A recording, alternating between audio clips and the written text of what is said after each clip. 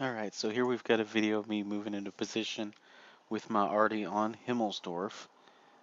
And I like this position a lot better with a lot smaller tanks. It's kind of difficult to get into with a big long tank, especially one that doesn't have a lot of speed or horsepower like the S51. But this is a good little hole to tuck into. It just makes it hard for the enemies to get to you. Creates a little bit of a choke point for your light tanks coming towards you too.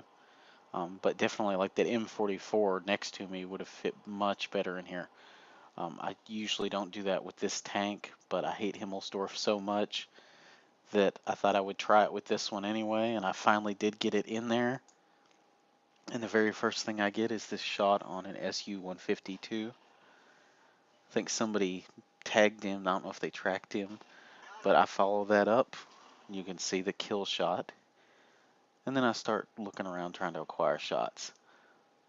And I apologize, but this is going to be a couple of minutes of bouncing around, me looking while my reload is going like 47 seconds. Looking, trying to see if I can get a shot on anything, any angles between the buildings, and even looking up on the hill. But it's just so far out on my reload. And if you look, you can actually see, I'm going to pause it for just a second. You can actually see right in the map on, was that G3H3, a light tank starting to run along the side, coming up after us, and there's the three of us already there. So while I am looking for shots here and bouncing around, I realize he's in there in that section of the map. Let's see, where do I realize he's coming? Right there. And this is where it gets interesting, because he's going to run up here and he thinks he's going to ram me. Now this is epic. Let me move where you all can see this really well.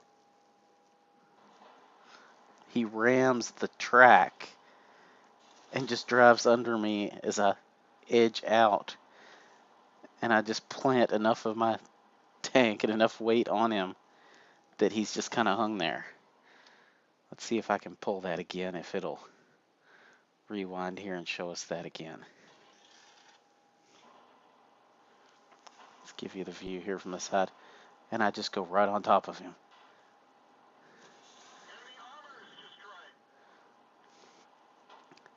And then because the battle's not over and I don't know if anything else is coming, I'd go ahead and reposition myself. And my M44 partner there has to comment and tell me how awesome that was. But that's pretty much it. I don't know that I really got any shots. I may have taken a few, nothing really quality after that. But my team pretty much had the advantage and went ahead and finished it up, mopped up the rest of the team. And that was the end of that battle. So just for schnitz and giggles, seeing that tank drive right under me.